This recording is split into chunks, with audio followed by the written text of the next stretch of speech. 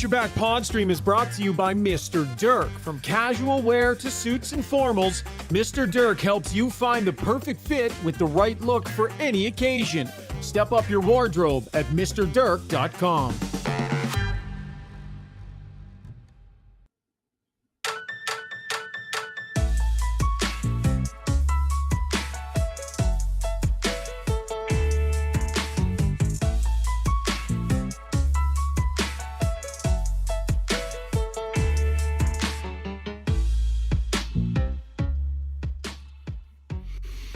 Three nothing win in Dallas for the Edmonton Oilers. That means they're tied 1-1 in the series, coming home for a big matinee game on Sunday. Can they play defense? Oh, they can play defense, and they proved it tonight. It was another shuttle for Stu Skinner. What an effort. Connor McDavid even joked with the reporters that he was able to say, yeah, we can play defense. I'll ask it or answer it before you even ask it. This show is brought to you by our good friends at Play Alberta, where it's always game time. Bet on sports, find your new favorite slot, hit the tables, play on a virtual table with a live dealer, grab your lottery tickets, and do it safely with responsible gambling tools that help keep you safe. Deposit today and get a $50 free bet with code GYB05. Visit playalberta.ca. I'm mobile today, like the big Shogger likes to talk about. I'm in a hotel in parts unknown. The mobile studio is brought to you by our good friends at Adrenaline Diesel, Edmonton's premier heavy-duty diesel truck repair shop, specializing in powertrain, tuning, performance, and part sales. Visit adrenalinediesel.ca. Oilers get it done with a defensive gem. We got everyone tonight. We've got Zuby, we've got Brownie, we've got Ryan Rishaug in a lift somewhere driving around Dallas looking for some chips at this time of night. Zuby, has Oilers Nation taken a deep breath after a pretty good win? They are, but of course they're on the goaltending front. They're still not convinced, but that's okay. I think people like to see the full 60, and of course that that crazy paddle save Stu made, getting a lot of chatter as well.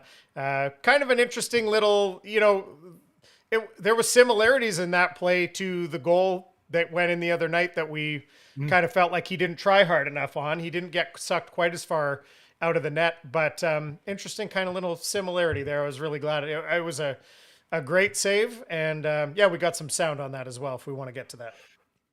Brownie, not getting into the breakdown part of it all right now, but are you surprised that all this team put the game forward they did with 3-0 win in Dallas? No, the Oilers are good. They were, a goal away from going into overtime in Game 7 of the Stanley Cup Finals last year. It's the same core of players. I felt that, and I still feel, I think the LA Kings would be the hardest team the Oilers play against before the finals, against probably Florida. I think that Dallas, I don't know if they suit up as well against the Edmonton Oilers. The Oilers came out angry. They felt that they let one get away in Game 1, and they did. They carried on tonight and did 60 minutes of what they did 40 minutes of in Game number 1 and got a victory. Everything about the Oilers tonight was better. They were better on special teams. They were better on 5-on-5. They got better goaltending, and that usually spells victory. So, Struds, no, I was not surprised at all with the effort they have. I think this was the expectation of how the Oilers were going to play tonight. Shogger just texted me. He's looking for specifically sour cream chips. So if you know anywhere in Dallas area you can get sour cream chips, please let us know. Shogger, what was the vibe like there in the building for Dallas? Oh, sorry, we lost Shogger, so I'm cutting him out for now. He's angry. He got angry. I'm not sure. Is he in an Uber or is he driving an Uber right now? Trying to make a little bit extra money. Hasn't been on the podcast. Not getting the money that he wants. So he's driving someone home from the Stars game. Big bag of chips. He just texted me. He said everything died on me. So we'll forge ahead. All right. Well, then let's dust them and move on, everybody. So go into the breakdown brought to you by Alberta Ram Dealers. Ram trucks continue to deliver with power, style, and innovation. The 2025 Ram 1500 features a bold new powertrain, a redesigned exterior, and a state-of-the-art technology. Check out the most awarded light-duty truck ever. See your Ram dealer today. All right, Brownie, let's get into this bad boy. I thought that Game 1, it was all about the specialty teams. in so Mhm. many ways. And tonight, the Oilers come out and they get an early power play goal. I would say it was a not a vintage Oilers power play goal. It was kind of ugly, but uglies count the same as tic tac toe backdoor Leon. You're right. It was it wasn't as pretty, but obviously as effective. And what Mhm. we when your power play is not clicking at what you want it to be, you go back to basics. And basics are you go from high to low, back to high, and then you put the puck on net. And you crowd the net. RNH doesn't usually hang out where he was on that goal. RNH is usually higher up. Our Hyman stands in front, but I think the Oilers are making a conscious effort. We've got a guy that has a 100-mile-an-hour slap shot. Let's let him use it. And we've talked, you and I, over the last couple of years doing the podcast. The Oilers' power play is most successful when it becomes chaos. Chaos starts with the first shot on net, and all of a sudden, you win a race to a puck. There's retrieval, and when you're racing for pucks and battling for pucks, it opens so much else up. Well, that goal was kind of chaos because it was a slap shot that broke a stick and changed direction. And as soon as it changes direction, the team with more players has the better chance of getting to it. And RNH was just in the right place, right moment. So they went from high to low, back up to high, shot on net. There was net front presence, and then there was someone cleaning up the garbage beside. So it wasn't as pretty as some of the goals we've seen on the Oilers' power play in the past, but it was simplifying. And great players can make simple plays 100% of the time. And execution is all a power play is. And the Oilers executed perfectly on that power Yeah. play. So Quaddy comes in here. Good point. And I want to get your thought. He says the PP is scoring off broken plays. And then Mm-hmm. something like it's not as clean as the what. There it is. The PP is not great. They're scoring off broken plays. As a skilled player, when you're on that Mm-hmm. power play, do you care if it's clean or ugly? Well, here's the thing is when you got great players, the broken play is what works because you're able to execute off a broken play. Okay. If a puck bounces off a stick to a guy that's a third or a fourth liner, usually he bumbles it and he's not expecting it and he's going the wrong direction. The broken plays are effective because you're doing the right thing.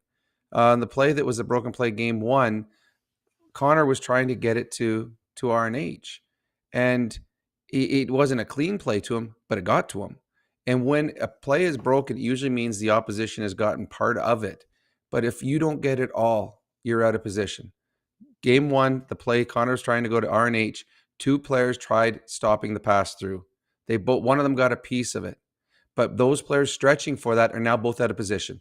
When the puck gets to RNH, he's by himself with time and space. He scores. Tonight, Mhm. when there's a play put on net, Rantanen, yes, he blocked it, but he didn't stop it. And when he didn't stop it, now there's a loose puck in front of the net, and the Dallas Stars are outnumbered. So no, I disagree with them. Broken plays are part of power plays. You just have to, as the power play guys, take advantage of those, and highly skilled players usually do. So the power play story was good. The Oilers, well, 1 for 5, so not amazing, but good enough. They got that early goal, and that took them through the first period. There was a penalty kill in there. Corey Perry took a penalty. Yeah, Corey Perry. I didn't actually think it was Corey Perry penalty. I didn't actually think there No, was a penalty in that play.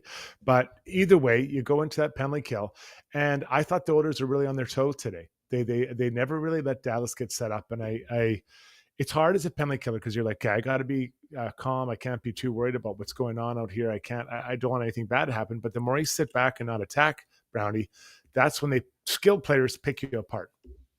oh, you're right. We saw 2 years ago, or I guess last year in the playoffs, the LA Kings decided they're going to play the Oilers Right. power play as a passive group. Well, okay, good. Connor and Leon now has time and space to make their plays. You have to be aggressive. You cannot back off. Now, there's a time to be aggressive and there's a time to wait. When there's a bobble or a bad pass, you attack as soon as you can. The Oilers did a good job. The Oilers have done a good job of not allowing the Stars easy access. So the Stars are always fighting just to try and get set up, and it's frustrating. Uh, you would know you penalty killed. There's a pride. And in game one, the Oilers lost because they were undisciplined and their power play was awful. And that's all any of those penalty killers would have been reading about for the last 2 days. And Their star players talked about it. Leon talked about it. Connor talked about it. The coach talked about it. There was going to be they were going to come out tonight with a mindset of, you know what, we ain't losing this game. Right. And they came out, pride took over, and blocking shots, getting in passing lanes, winning races. The difference in this game, if they give up a power play goal early, this game may change. But they didn't, and good on the penalty killers for standing up tonight. And I don't think that's the reason they won, but it's one of them. Yeah, and it was perfect. That's a good way of putting it. It was another complimentary piece to what's going on. So Oilers, if you can see the game, they got through the first period, 1-0. Then Kulak scores on a nice feed from McDavid, gets his own rebound off of Mikko the Moose Rantanen, taps it in the net, and then Connor Brown gets one. Shot from Nugent Hopkins off the sidewall, a bit of a redirection tip, and so they're up 3-0, and that was kind of it. Again, 1 for 5 on the power play, 0 for 2 on the PK or power play for Dallas. But what I liked about this game, it wasn't. Oh, here's Shoggy, Shog Doggy. There he is. Just jumps right in the top. Brownie's done. Top Bye, spot. Brownie. Did you find the chips you're looking for? Continue Okay, as you were. So the point I was just about to make was that this game, Brownie, was very, very low event. There wasn't a ton of action. I like the way the Oilers, it was a very mature win. They're just in there. Dallas had some Ozo time, but for the most part, it was to the outside. They weren't getting a ton of action on the inside. They were in the right place, blocking shots, and they were kind of forcing and always being above the out of the Dallas player and forcing turnovers. So it would have been a frustrating game as a skilled player or a player on Dallas, because there wasn't really a lot happening, especially the game kind of went on, Brownie. You know what the Oilers defensively look like? When the Vegas Golden Knights beat the Oilers a couple of years ago, the Oilers would have zone time, and they would be buzzing around in the offensive zone, and it would be there for 30 seconds, 40 seconds, and the puck would go out, and you'd look up the shot clock, and there hadn't been a shot on net. And I think at times tonight, the Rantanen line looked much more effective, but they weren't getting clean looks. It wasn't like they were getting these wide open shots. I remember Granlund going back to the point and taking a wrist shot on his back foot or shooting from the side of the net. They weren't getting second chances or third chances. And what we also saw in this, and we've seen so far in the series, the Oilers are getting a ton of odd man breaks, 2-on-1s, breakaways. Now tonight, the Dallas Stars had a partial breakaway on a misplay on when the Oilers were on the power play. And they had one breakaway in last game. That's all they've gotten, where the Oilers are getting tons. So when it was low event, the Oilers aren't giving up clean looks. They're not giving up clean looks in the high slot. They're doing a really, really good job of limiting the grade A's. And if they are in their own zone, they're all in the box. Tonight, Leon laid down and blocked a shot tonight. Everybody is doing their part to make sure that nothing gets through. And when it did, Stuart Skinner was excellent and made the saves. Hey, boys. How's the show going? Great. We're just about nice to to ask catch us up. anything. Do you have any questions for us? Oh, yeah. Just taking off the shoes. Just kind of getting settled in here to the old hotel room. Dogs So are I'm barking. good now. I thought it was interesting that Zach Hyman said he felt they played better last game, and that tonight it was about Stuart Skinner having a really big night and making all kinds of saves and such. I don't know. Would you guys agree with Zach? Like, do you think they overall were tighter last game? I wouldn't agree with it, but I also would think, well, your goalie just got thrown out of the bus by social media, by press. Why not just throw him a bone and say, you know what, we weren't good. This was on Stuart Skinner. Make him feel good. I think that's a good play by Zach Hyman. You know what, let's give a little bit of shade. Let's say, all right, you know what, here we go. Remember all the people were questioning our goaltender? Well, he was fantastic tonight. He's the reason we won. I don't completely agree with him, but I do like the fact that he gave some love to Stuart Skinner, who did have a really good game. Yeah, I think the first 40 were probably better, but it's hard. You got to play the whole 60, right? So I'd say that 40, I probably like the first two periods better of last game than even this game, as far as chances against. Yeah. I think that's probably fair. I don't know exactly what you guys have covered. How much have you Everything. talked about? Yeah, we're done. We can wrap it up. I just No, want to so- say, like, I think one of the things. Go ahead, Struds. Did you have something for No, me? so we've just done specialty teams and kind of just the lay of the game. Haven't talked about Skinner at all. Okay. Haven't talked about anything else. Just the specialty teams and what they meant to the game. Yeah. Okay. Perfect. Well, are you okay if I take it in the direction of Skinner a little bit here, Struds? Yeah, of course. No, that's the next. I think that's the next step here on my list. Yeah, for sure. And you know what, Struds? You can keep driving the bus until the end of this segment, and then we'll flip flop after once I get a little bit more organized and stuff. So you're still got your hands on the wheel here. But I thought it was interesting last game. Skinner after the game talked a lot about like feeling like he needed to do a better job, kind of battling, feeling like he wanted to battle harder for some of those screens, and it didn't feel. I'm not a goaltending expert, but it didn't feel like super smooth in there for Skinner tonight. I was watching him play the puck, and every time the decisions he was making, it was like, you shouldn't be making those decisions tonight. You should be on the more conservative side of like some of those times he came out to play the puck was like, oh my goodness.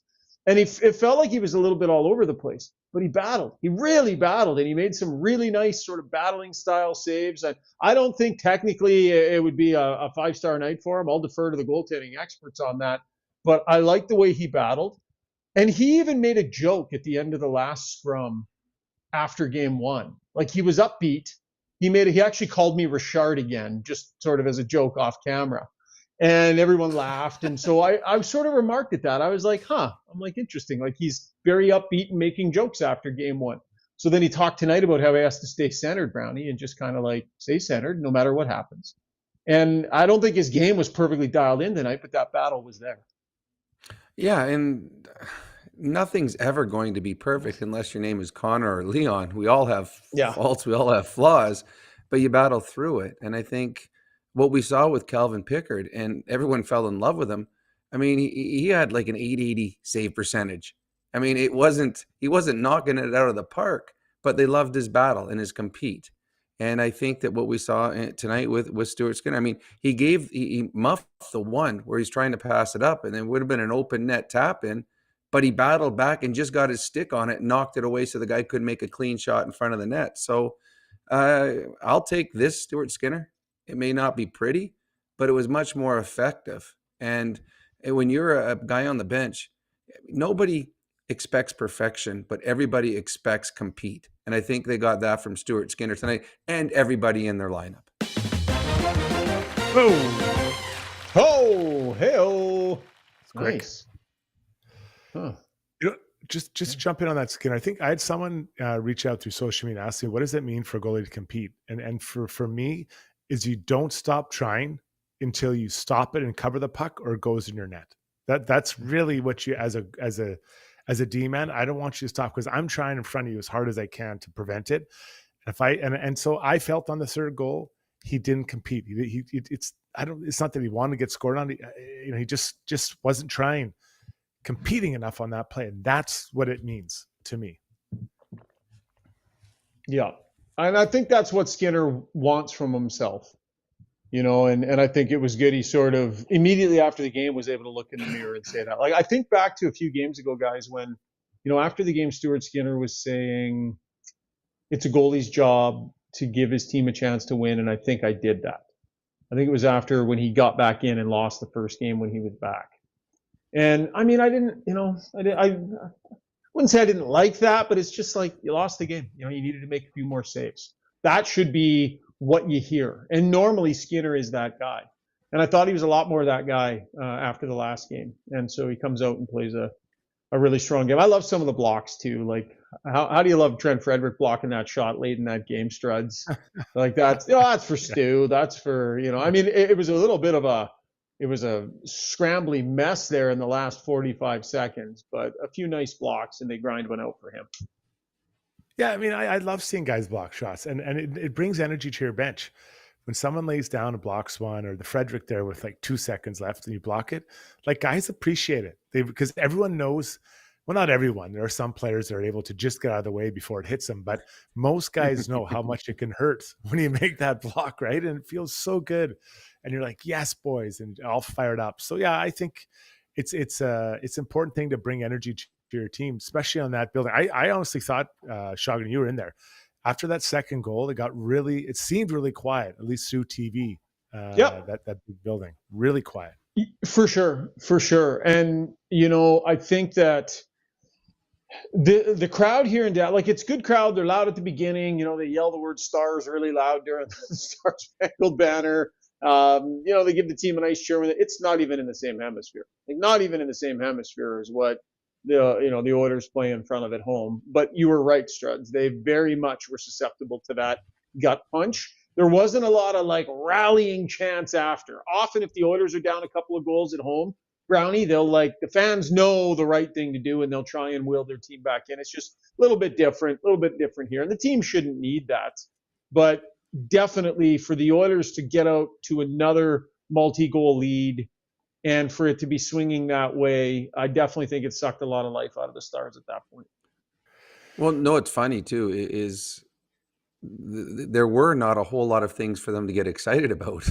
And there might be a knowledgeable group in the stands that say, you know what, I don't even know how we're going to run. I mean, they're just giving us nothing. And it's like, this is the same thing we saw last game. So sometimes it's hard to cheer on something that's not happening. And there wasn't that opening. We had that really good momentum changing shift where we didn't score but got things going. They really didn't have that. And then a lot of the plays by the Dallas Stars, especially through the first 40 minutes, were one and done. They'd have an opportunity, it would be saved, and here comes the Oilers the other way.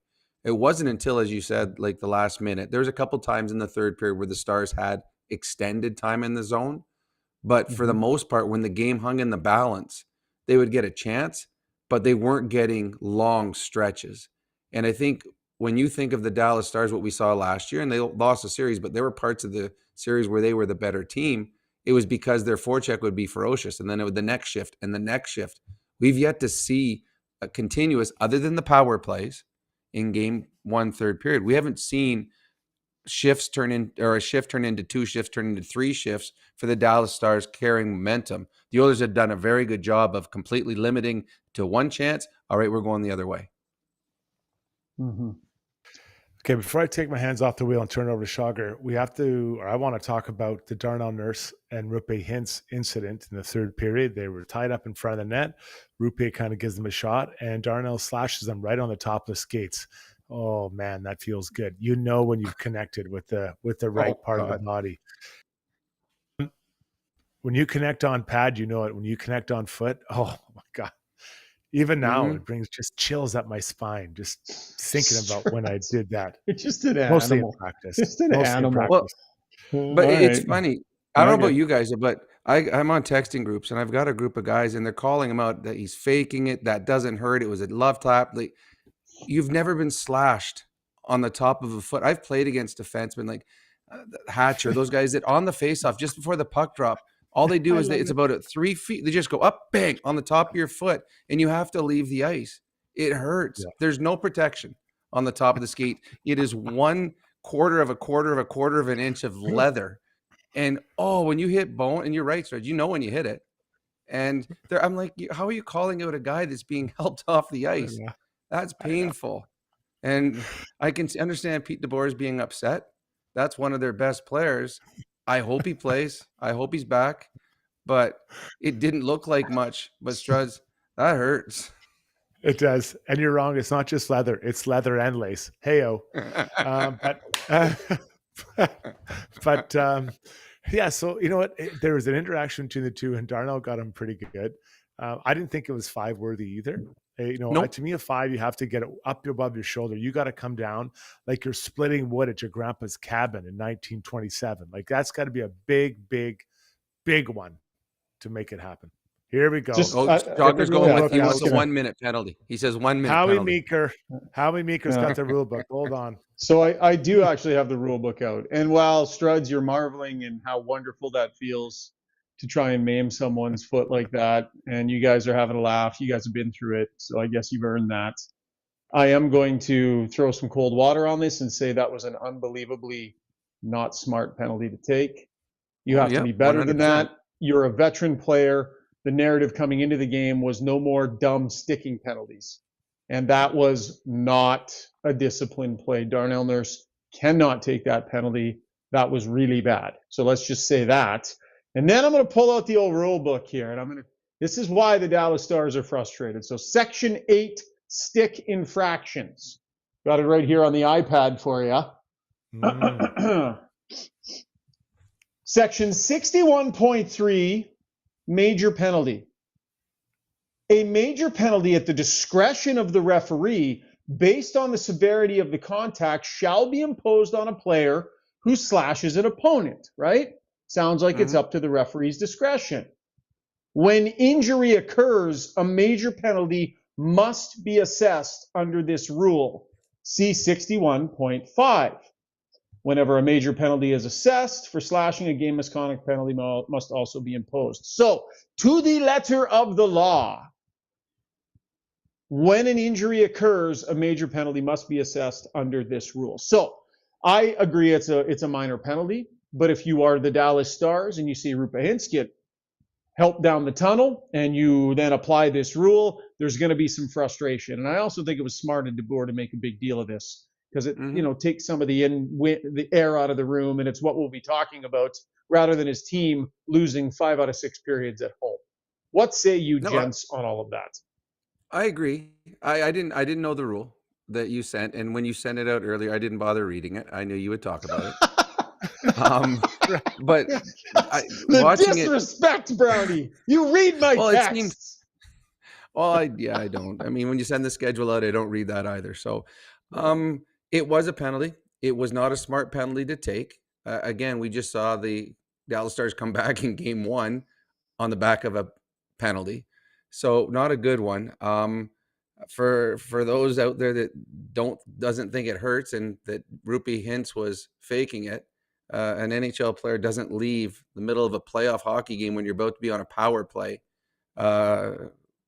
unless there's something wrong. So I hope he's back and he plays in game 3. He's a fantastic hockey player. It may not have looked like much, Struds, but getting hit on the top of the foot, it's painful.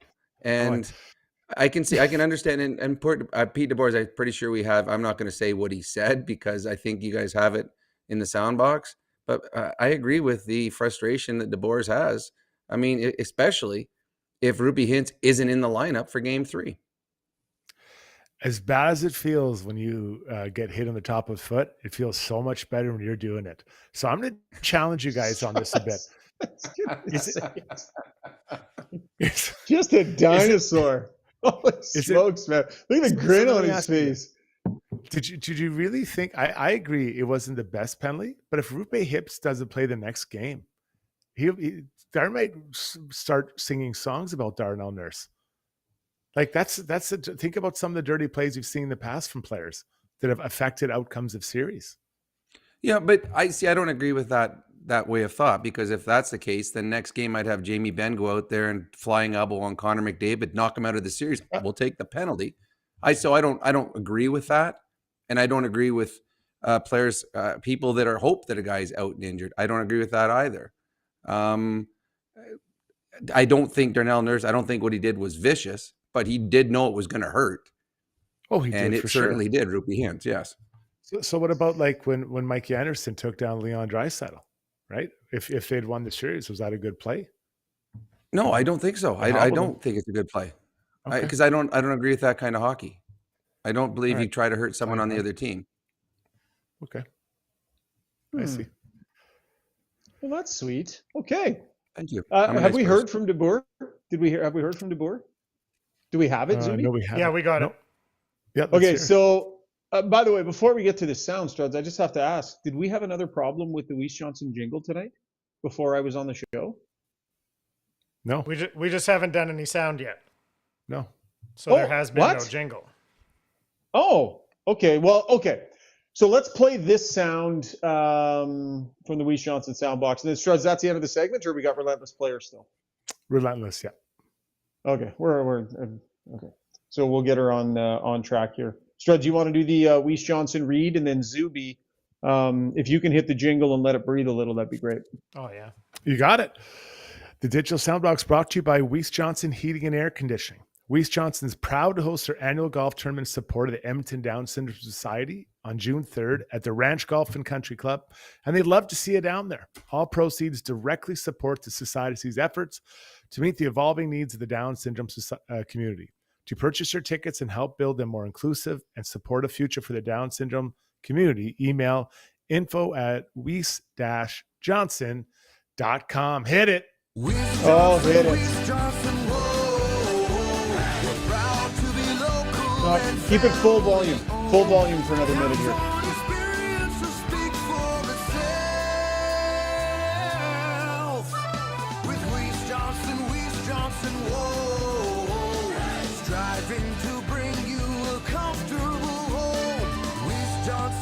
Striving to bring you a comfortable home. That lyric hits. That's a banger of a lyric right there. Here is Peter DeBoer.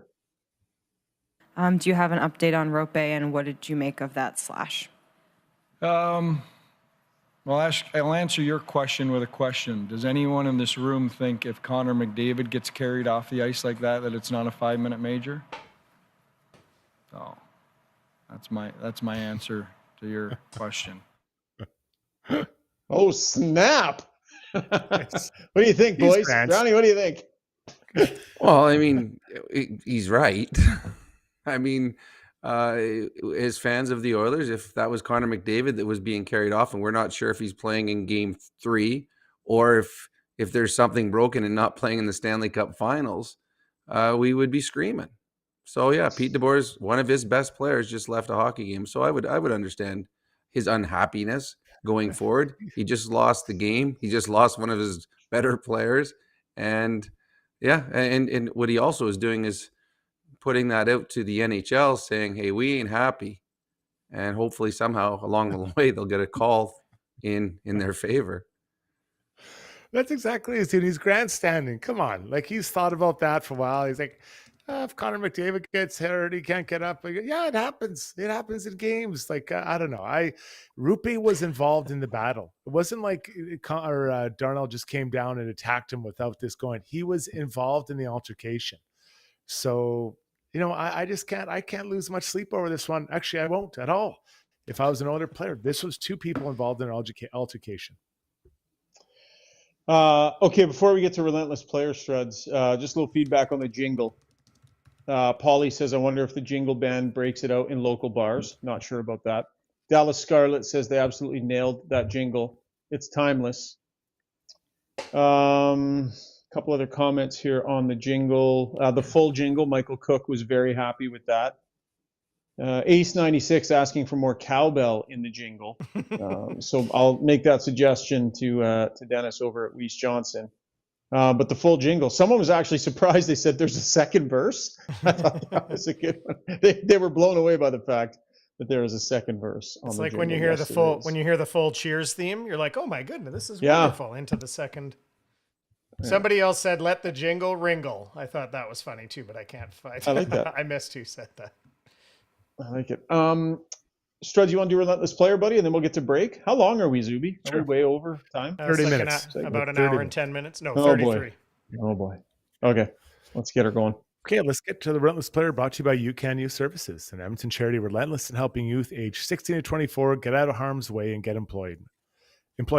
Visit ucan.ca to see how your donation can change lives right here in our community. And I've been resisting this player, although Brownie's rung the bell a few times in his Brownie points. But I'm going to Zach Hyman, another 9 hits tonight. I mean, just crazy, just absolutely crazy that he is doing this much hitting. I'd like to see him score a few. I'm not going to lie. I'm sure there's a few other Oiler fans that would like to see that. But right now, this is the ultimate way of contributing when you're not scoring, if you're a scorer. Well, that's 34 hits in his last 3 games for Zach Hyman. Now, again, I'm with you. This is a 50 goal scorer. I'd rather see him putting the puck in the back of the net. But until they need it, the physicality has been fantastic. He's finishing every check. And as you know better than I do, Shogger, because you're around them, he's a big, thick man. So when he hits somebody, it's not just a powder puff. It's not just bouncing off him. That guy's feeling it. And good on Zach Hyman. Understand then that there's other ways I can contribute when the puck's not finding the back of the net. I've got your back story involving Zach Hyman from tonight. Zach Hyman had my back tonight. We were in the scrum post game, and I kept trying to ask a question, and those other rude reporters kept cutting me off. It happened 3 times. 3 times I tried to ask a question, and once it was Daniel Nugent-Bowman, rude. Another time I think it was Derek Van Diest, rude. And the third time I can't remember who. And Zach had my back because he actually called on me and said, "Shugger." So thanks, Zach Hyman, for having my back in the post-game scrum tonight. If only he had said Rishaug, it would have been so amazing. Rishaug, yeah. You don't have that sound, do you, Zuby? He didn't grab that? Hopefully No. he didn't grab that. No. Matt Blom says full jingle is like the audio version of a Ripple chip. That is a great comment. That might be our play of the night there. Should we get to break, Struds? Are we done? Let's move along, yeah. Okay, so tons still ahead. We'll get to takeaways, break down a few more elements of this game, a few other players we definitely need to talk about, and then ask us anything. Brownie points, Struddy's World, core adjustments. We got tons still ahead here on the show, so stay with us here on Got Your Back, presented by Join over 250,000 Canadians who have upgraded to Canada's best mattress. Douglas is proudly made in Canada and ships directly to your door for free. Douglas is easy to set up. Enjoy perfectly balanced comfort and an easy-to-clean machine washable cover. Get a free sleep bundle with your Douglas mattress. Try risk-free for 365 nights. Get your Douglas mattress today.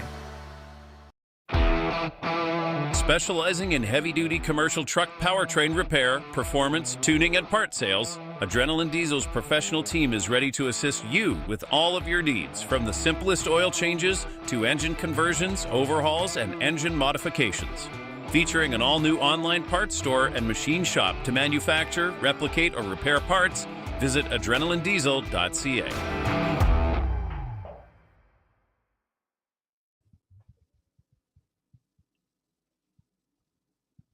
Oh man, this was supposed to be one more commercial. Okay, let me hit the song. We'll make sure that's in the next break.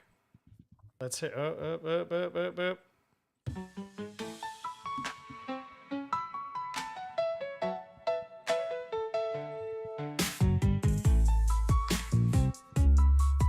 All right, time now for takeaways, brought to you by Horizon Ag and Turf. Get the perfect cut all summer long with a John Deere mower. Starting at just $34.99 with financing options available, you can get in the seat of a new mower to tackle your turf from Horizon Ag and Turf. John Deere has been mastering mowing for 60 years, so you can sit back, relax, and enjoy the smell of fresh cut grass. Who doesn't love that? Visit Horizon Ag and Turf to find the right lawnmower for you, in-store or online at horizonagturf.com. That's horizonagturf.com.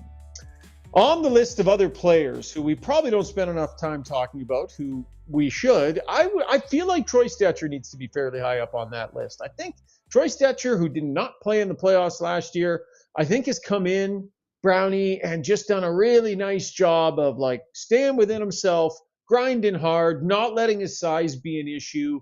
Just really impressed with what he's been able to add. And I don't know, is it just me, or is there some sort of a stabilizing force he seems to have with Nurse? I don't know who's stabilizing who, but it just works. Well, I mean, had he not been injured down the stretch, he would have started the playoffs. He had won the spot from Emerson. He was playing quite well. And then when he got his opportunity, he does not want to come out of the lineup. And we've talked about it before with Struds. Stecher is an undersized defenseman. Now, there are a few undersized defensemen in the National Hockey League. Usually they're highly skilled and highly offensive. And they'll play on a power play, either the first or the second unit, and then be somewhere hidden in the third pairing. Stecher is not an offensive defenseman. He doesn't have a high offensive pedigree, but he's got a compete level. And his compete level has him grow 5 inches and add 30 pounds to his body. Like he does not back away. He goes hard at people. He's got a very high hockey IQ when it comes to reading plays, putting himself in good body positioning. He's been very effective, so much that when Ekholm comes back, I mean, the easy thought is pull Stecher out, but he's played that well. It's like, ooh, I'm not sure I want him out of the lineup. So I think Troy Stecher has been excellent since he's come into the lineup. And Struds, when he plays and he leaves the ice after every shift, there's never been a shift where you think, yeah, he probably could have done a little more out there. his effort level and compete level is through the roof every time he steps on the ice. Yeah, he's playing really well. He was actually going to be the subject in my Stretty's World, but we're pivoting here. This guy, I challenged him all year that he was undersized, and he is undersized. But I think what he's compensating that by his skating. He's really moving well right now. And I can think a couple times on the PK where he doesn't normally get a lot of time, but he was out there in the PK and he was covering a lot of ice quickly and getting in the way and just putting his stick in the right lane. Then, one time he jumped past the star forward, got it around and hammered it down the ice. Like he's really being really effective. And here we are, 2 D-men that I didn't think would have an impact in one case, not even at all again in the NHL. And now he and Klingberg are both having an impact in a significant way in these last 2 rounds, guys. We can move on from Stetcher. You still want to do him in Struddy's World? You can flesh that out a little more in Struddy's World? No, I'm good. You can come up with something else. You talk about cleaning your toenails or something, or just make something else up. Something else written down. Don't worry, I always got something. I love Plan B. Plan B, Struddy's World. Oh, baby, what are we going to be in for? Is there anybody on either of your lists that I think that you feel like we should put up there? We potentially talk about. I mean, you got Nugent Hopkins here. He's got a power play goal in each of the last 2 games. He's got 4 points in the last 2 games. And in terms of helping the special teams turn in the right direction, Brownie, he plays on both of them and plays a big role in that. So I think Nugent Hopkins probably deserves some flowers here. Well, let's take away what I was going to talk about in brownie points too. Good job tonight, Shogger. Oh, I'm just on it. No, you guys need to think deeper for your segments. Well, we didn't expect you to be here this soon. We thought you'd still be driving around in the Uber. RNH has been fantastic. Johnny on the spot on both his power play goals. I like the fact that he was hanging around the blue paint and he had to quickly get his stick into the right area because it deflected. So it's not an easy play. He's been good. He's RNH. And I think this is what you get from RNH. There's never a lot of flash, but there's always consistency, both penalty killing, 4-on-4, on the power play. He just does a little bit of everything and he does a little bit of everything well. And right now in this series, he's got the most points, tied for the most points on the team. He's got the most goals on the team. And he's been excellent. There's a big reason that the Oilers right now have got a split coming home in this series is RNH is playing the way you would expect RNH to play. Yeah, that was really well put, Brownie. I've got nothing else to say about Nuge, but I do want to highlight Knobloch as a guy I don't think we've talked a lot about here. Tonight you look at the minutes, everyone was above 10 minutes. Mm-hmm. And that's pretty good. I know the game was 3-0, but it wasn't like 10-0 where you just start playing everybody. But what's crazy is that there's a lot of shifts where not a lot was happening and he's still putting guys out there, right? Trent Frederick, Vander Kane, these guys are still, Corey Perry, still going out there and doing their thing time and time again. So continuing to run that bench that way, I honestly think they had a short series last time. This is going to be a tough series. I'm not at all saying it's over, but it's going to help those guys be fresh. Like Leon didn't even play 20 minutes, guys, tonight. Mm-hmm. Well, and I think also on the subject of Knobloch too, Brownie, generally after a loss, a coach will kind of take a look at things and figure probably some tweaking, right? You tend not to leave lineups the same after losses, especially when you got a lot of good players that aren't playing right now. But and we kind of called it out during the last podcast because we know the way this coach operates. But same 4 lines, all the same D pair, everything stays the same. And he just ran it back because he's in tune with his group. And once again, sometimes doing nothing is an indication you know exactly what's needed, Brownie. Well, it's like when a guy goes out and makes a big blunder and turns the puck over, but he's put back out the next shift. Or a guy takes a dumb penalty and he's put back out there the next shift. It's, you know what, I trust this guy to go out there understanding that he wasn't good enough or what he did was wrong. He's going to make amends. Well, I think he did that with his team. They were great for 2 periods and they were fantastic the first 40 in game 1. And then they had a hiccup. I'm going to trust my team that I'm going to go with the same lineup and they are going to learn from that and they're going to be better. And I've said it before and I'll say it again. I've never seen a coach that understands his team better than Knobloch, that makes changes or tweaks that you question, yet always seems to turn out in the right for him. and just the calming influence that he has on this team. It just, last game we lost. There's things that we need to be better at. We like this. And then they come out and give him another solid effort. So, I think Knobloch probably underappreciated because he's got Connor and Leon on his team, but underappreciated of a coach that coaches. Like, I think he honestly coaches and makes adjustments more so than any other team that we've seen the Oilers play in the playoffs over the last couple of years. And probably should give some credit here to Mark Stewart as well, because when the penalty kill isn't going well and when it's featured the way it was in game one, I know the head coach takes responsibility for all of it. But in the room, in the coach's room, they know who's supposed to be the primary guy in charge of what, and it's Mark Stewart. And so I was watching practice this morning, and he came out and he went and had a long conversation with Darnell Nurse. Now, you know that whatever PK meeting that they would have happened in the room and all the video and all that. And there's a long conversation with Darnell Nurse. Then he goes and skates around with Ryan Nugent-Hopkins, has a long conversation with Ryan Nugent-Hopkins. You can see him just checking in with guys. And I think when it writes itself like that, he probably deserves some credit to Struds for that. Yeah, I mean, I gave him a ton of praise last year when that thing was on fire, absolutely on fire. They'd given up, very little. The rest, half the season, then obviously into the playoffs where I think they gave up 4 or 5 penalty power play goals, which is absolutely incredible. But they've got to kind of get this back on track. And I think the word I'd be looking for is consistently. It just hasn't been consistent enough, and they got to be able to count on it. They're 7 wins away from the Stanley Cup win, but it's going to be needed for sure. Just in this moment, we need this kill right now, and I'm not sure right now they completely trust it. For sure. Brownie, just want to circle back with you, and then Zuby, just a heads up for you, buddy. We will do our core adjustment segment coming up right away here, and then we'll do our poll before the break. All right. Brownie, you were when he put together the line of Kapanen with Podkolzin and Draisaitl, you felt like he could maybe be using Leon Draisaitl a little bit better. He decided to stick with it, and he has stuck with it. How have you felt about his use of Draisaitl in that situation, his continued use of Draisaitl in that situation? Do you still feel like you would prefer if there was a little more firepower around him, or are the 5-on-5 results that they're getting here in basically 5 out of 6 periods convincing you a little bit that this mix might be okay? No, I still think that Leon Draisaitl's line would be better with someone that could finish. They've got 1 point in 4 games, and this is a guy that could have won the scoring title, that did win the Rocket Richard, it would have been the MVP if he didn't get hurt near the end of the season, and he's got 1 point in 4 games. Now, they have won 3 of those 4 games, but one, they're very fortunate because they won a 1-0 hockey game. Now, that was the big goal that their line scored, but I think that you've got a weapon like Leon Draisaitl, and I know that he gets some time with Connor, and that's where they're creating offense, but there's just not any finish.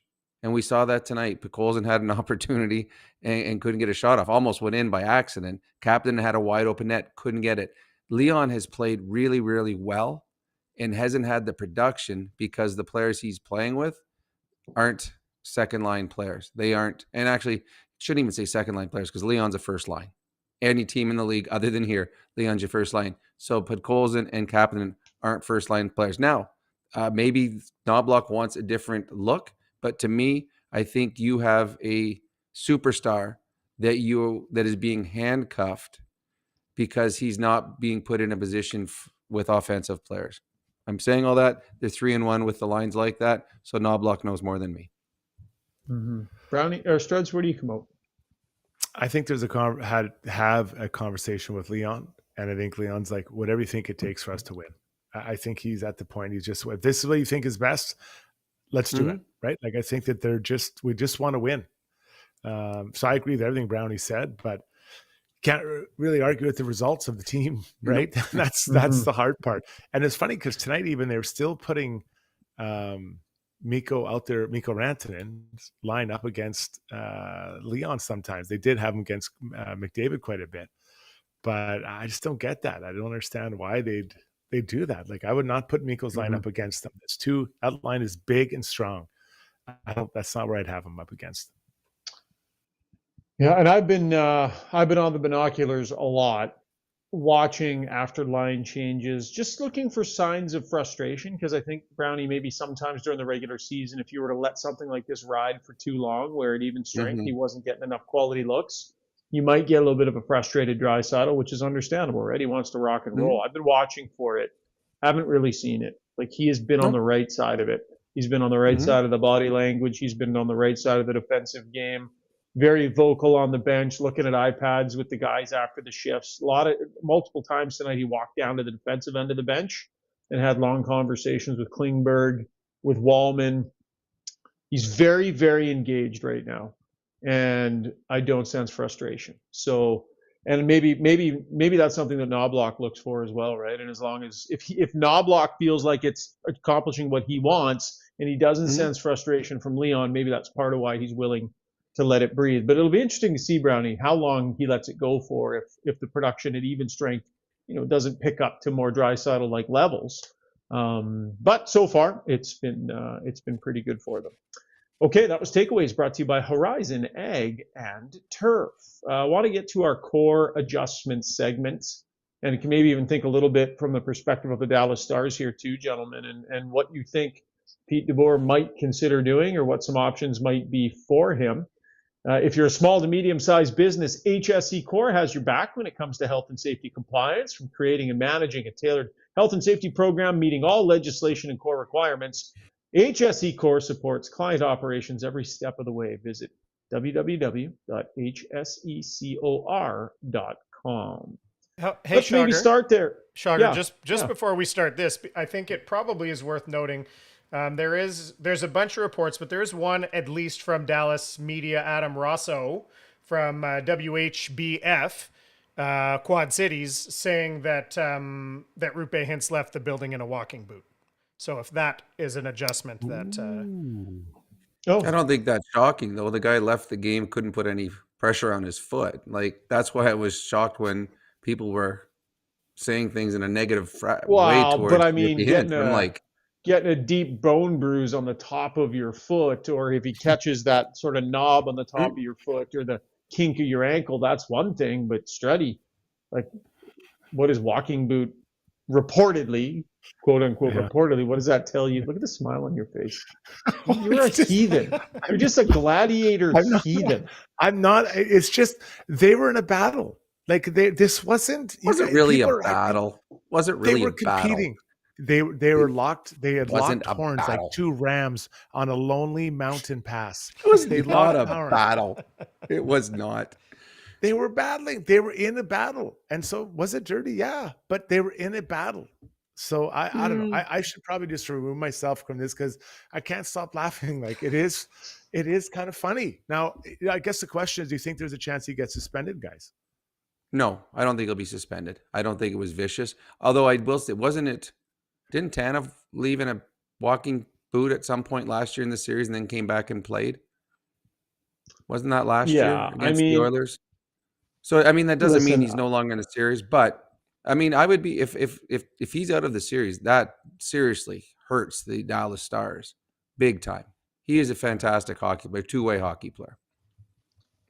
I would expect, that if the word on Hintz is that he's questionable for the next game, and if you're the Stars, that's probably how you play this. How you play this. I don't know, man. You just never know with George Peros. I'm not saying it's going to be a suspension, but if this is true and Hintz was in a walking boot and his status is somewhat in question, I think there's absolutely a fine. Like, no question for me that there's a fine. I can see there being a fine, but a fine doesn't matter. $5,000 fine. Oh, buddy, you don't think it? I just got a text from a buddy who said, do you think that Rod Brindamore felt badly when Andrew Ladd ran over Rolison and Rolison was out of the series? I mean, that turned the series on its ear, right? So we're talking. What now? It was that intentional? The defense. Oh, that was when Bergeron drove him through, right? But still, Bergeron, the defenseman. Yeah, I'm sure Andrew Ladd stopped as hard as he could from falling on top of Dwayne Rolston, right? Like, I just these are little things that happen in the playoffs. This is what makes the playoffs so great. These little moments. Yeah, I just have this funny feeling. Something about the Oilers and Department of Player Safety and playoffs. Yeah, but if it's a There's just fine, who been, cares like- about a fine? That really means Well, nothing. maybe though. it's not. Maybe it's not just. I a don't fine. think- I Maybe don't the think news there's on anything. Hintz I don't- isn't- But even if he's in a walk, to me there was no intent of injury. I mean, he slashed him on the top of the foot. Unfortunately for Hintz, it was in a bad spot. So I don't think there's any chance of suspension. It would shock me, absolutely shock me if there was a suspension. I know, and I think that's kind of what I'm saying, Brownie. Like, I'm not making the case that it should be, but does anybody else feel like I could totally see it going this way because that just is the history of it? You know, No. Oilers in the playoffs and Department of Player Safety and controversy and all of that. Anyway, we'll find out. We'll find out. But there's no skates between now and the next next game. Like there's no practices. There's no nothing. They're right on the ice again in the afternoon on Sunday. So we'll see what happens between now and then. In terms of adjustments for DeBoer, like Struds, what do you think? He actually started the series by mixing up his lines and breaking up that all veteran sort of skill line and moving some guys around and such. Like he can't be thrilled with what he's seeing at even strength. So what do you think? Yeah, interesting that you guys are only looking at the forwards. Not surprised at all. So what I would do is I'd break up Harley and Heiskanen. Now today, Mira was playing with both Harley and Lindell quite a bit, but I would just split those two up. I want more rocket fuel passing and skating on my D pairings. So I don't play them together at all. I put them out there separate lines. I have one of them on the ice all the time so they can they can skate and move the puck way more. So I don't want them on the ice together. I said, I want one on the ice all the time, but never, ever together. And I honestly would play more of that big number 6. I mean, he's got a little bit of grit to him. Yeah, physical. He's a young kid. He's going to be a good hockey player. He's only 21 years old. He's a monster of a kid. I'd play more of him. I haven't seen him put in a bad position thus far in the series where he's been burnt. He's the only physical player that the Stars really have. They're not a physical team at all, and he's one player that actually will be physical. So I'd play more of him up front. I mean, Robertson does not look right yet. I thought tonight was a better game for him as opposed to game 1, but that's not the Robertson that you've seen. The injury has affected him. And I know that Struds doesn't like little guys. Wyatt Johnson has not looked nearly as effective as we've seen him in the regular season. And I think that is he's a very good hockey player. And if they're getting nothing out of him, Robertson is struggling.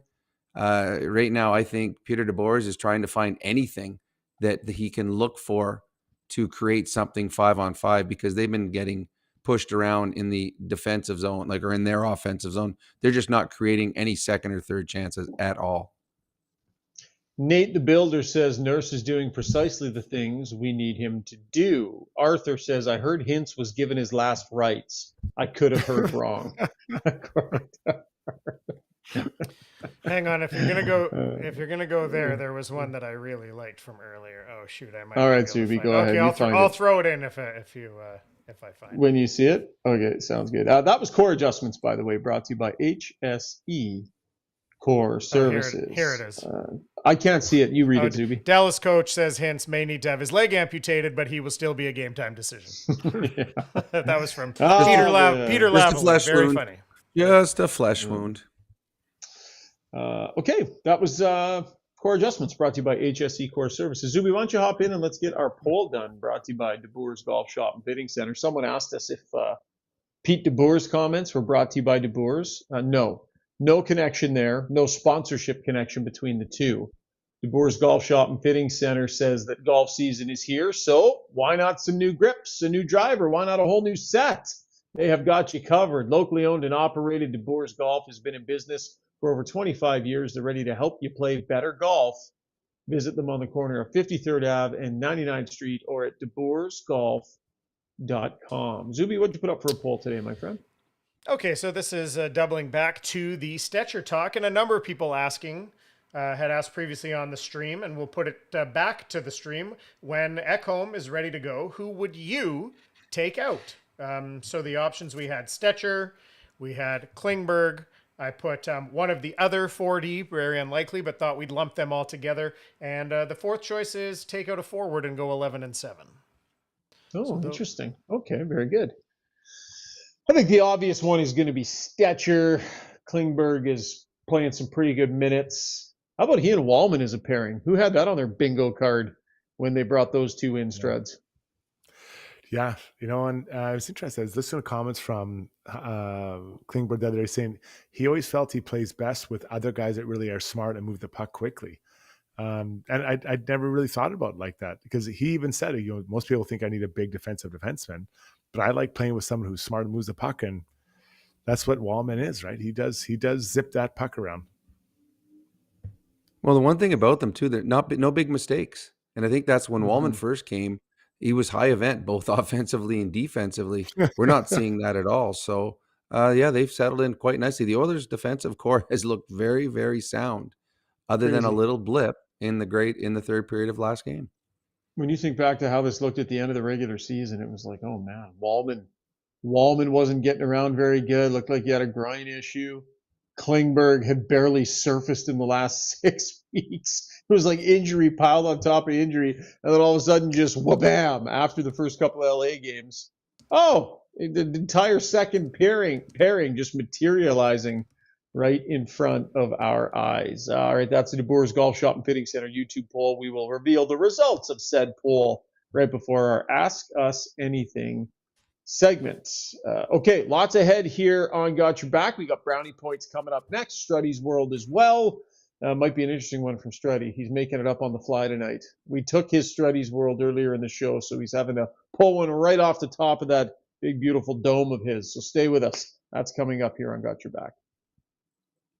At Gallery Dental, we believe in blending exceptional care with artistry to create the perfect smile for you. From routine cleanings to advanced cosmetic procedures, our team is dedicated to providing top-notch care in a relaxed and comfortable environment. With state-of-the-art technology and a passion for perfection, we ensure that every visit is a positive experience. Join the Gallery Dental family and let us help you achieve a smile that you'll love to show off. Contact us today at secolandentistry.com.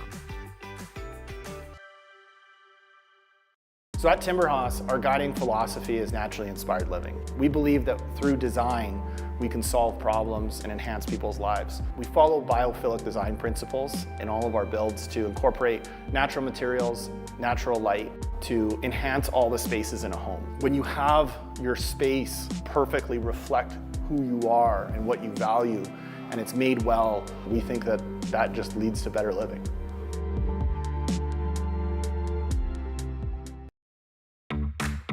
Choosing the right health and dental coverage can feel overwhelming, but Alberta Blue Cross is here to make it simple. Their user-friendly website features a free quote tool to guide you through choosing your plan, or you can chat directly with one of their specialists for personalized help. Every plan includes access to personal, nutritional, and financial counseling at no extra cost. Visit ab.bluecross.ca/personal to learn more. Oh.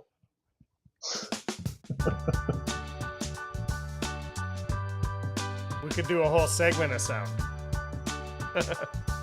I've just been informed we've only run one clip in the Weiss Johnson soundbox tonight, so we'll get back to the Weiss Johnson soundbox coming up, because the captain talked tonight, Connor McDavid. For now, though, time to get to brownie points, brought to you by Hamel's Premium Jerky, the ultimate jerky haul. They've got you covered. 4 pounds of their mouth-watering jerky for $139. It's a good deal. 5 free jerky-flavored pepperoni sticks as well with your order, and free shipping Alberta-wide as always. Visit albertajerky.com for your order. Rob Brown. Well, I'm going to start with 13 brownie points to the Florida Panthers that have won their last 3 games, 6-1, 5-2, and 5-0 for a plus 13 goal differential. That's game 7 of a division championship and the first 2 games in a conference championship. So that's Florida Panthers are good. I believe they're better than last year. And right now, the Oilers might be playing better than last year too. So I'm looking forward, hopefully, for a rematch of last year's Stanley Cup Finals. I had to switch this one up because we talked about RNH, but I'm going to give 5 brownie points to the National Hockey League. One of the rules that they put in, I believe it was last year, but because of a debacle a few years ago between San Jose and Vegas, they put in a rule where the referee can call a 5-minute major and go take a look at the video and decide. I think it's a smart play. Call the 5-minute. Say, all right, you got 5 minutes. Now I get to watch the video. And they did tonight. And I know that, Shogger, you came up with a rule book and that Dallas is upset. But to me, when you look at the Nurse slash, to me, that was a 2-minute penalty. And I think they got it right because they used the 5-minute penalty rule that the National Hockey League threw in.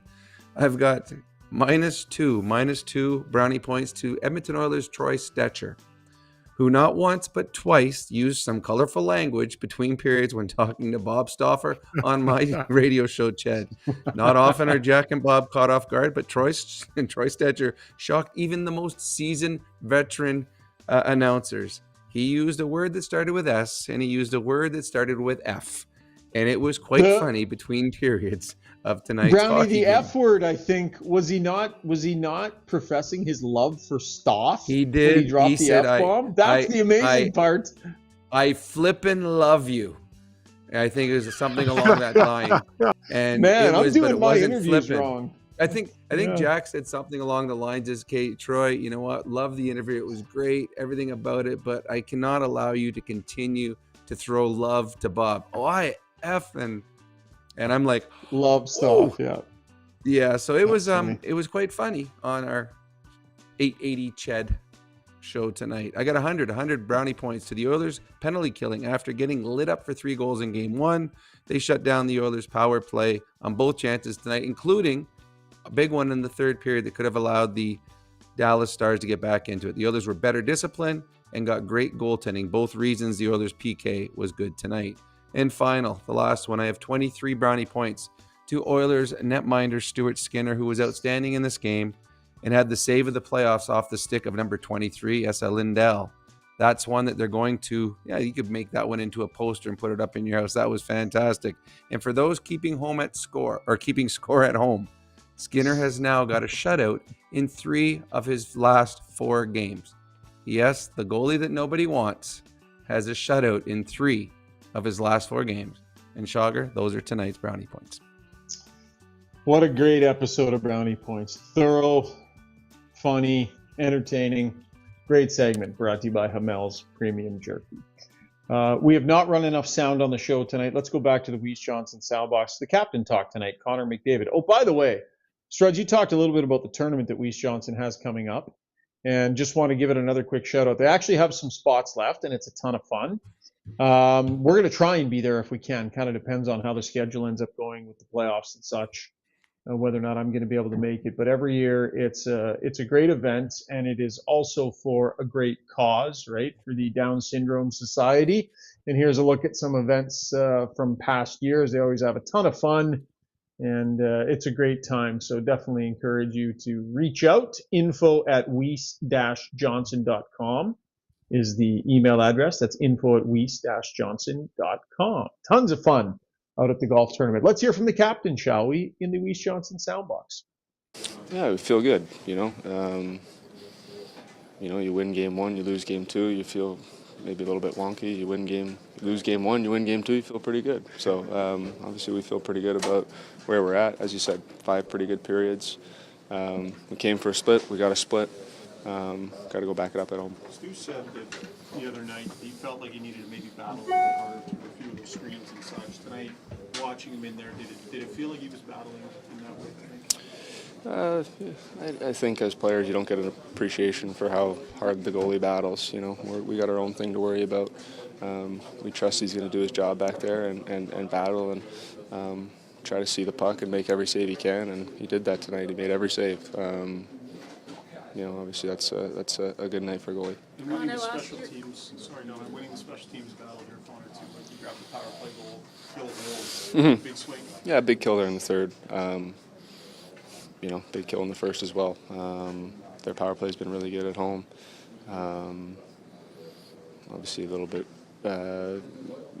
shell-shocked after game 1 there on the kill and found a way to to shut them out on the kill, which is always a good thing. And power play found one. When you win the special teams battle, you always got a chance. She got to go next, Shocker. All right. You didn't do anything wrong. She got to ask next.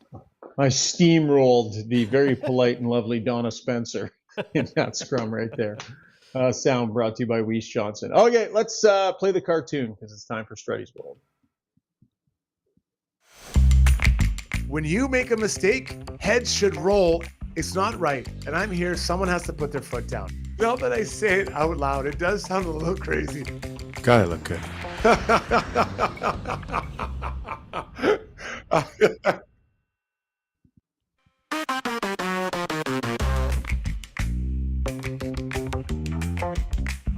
I think it was starting over at 61 who said that Hintz is in the hospital having biophilic design done to his leg.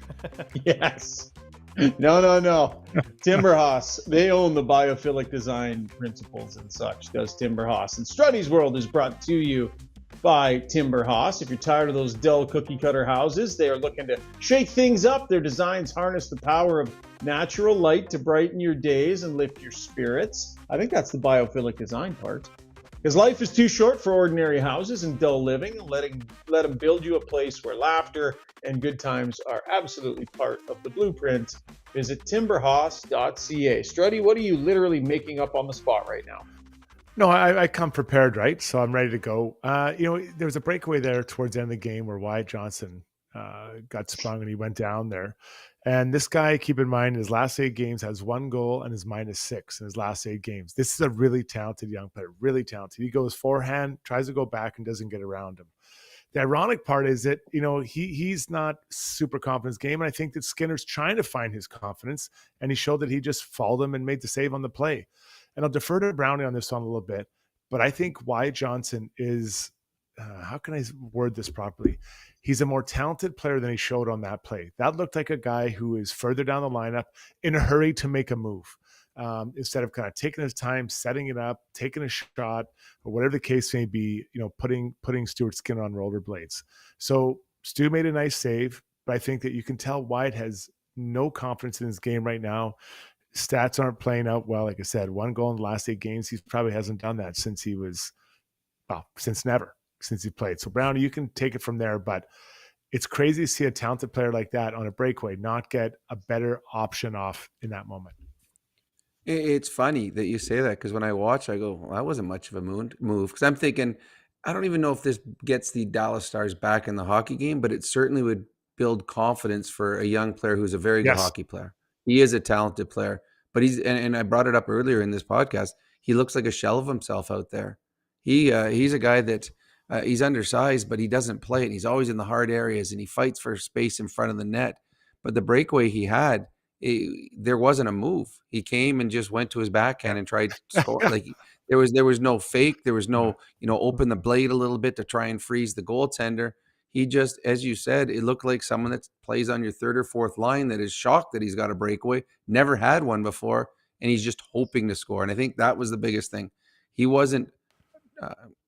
He was more hope than there was execution, and it was like nothing's going right for me. Like he's probably had negative thoughts in his head as he's going down the ice. So 100% on that one. The goalie will have a little bit more swagger than a Johnson. The Dallas Stars are not going to win this series unless guys like Johnson and Robertson start playing better.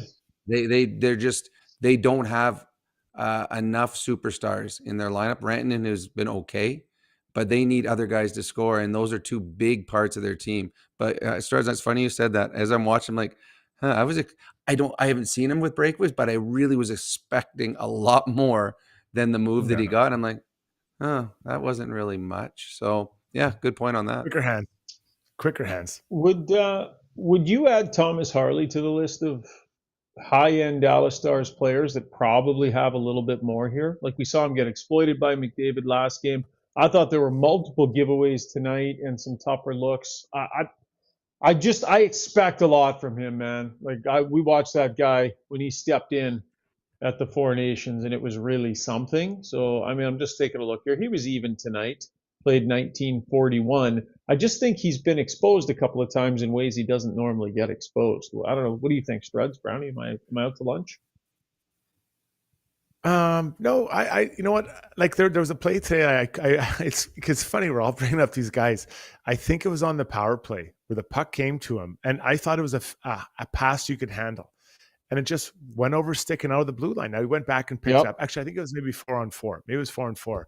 And I'm like, that doesn't happen to guys like that, right? It doesn't. It wasn't a knuckler. It wasn't anything. So.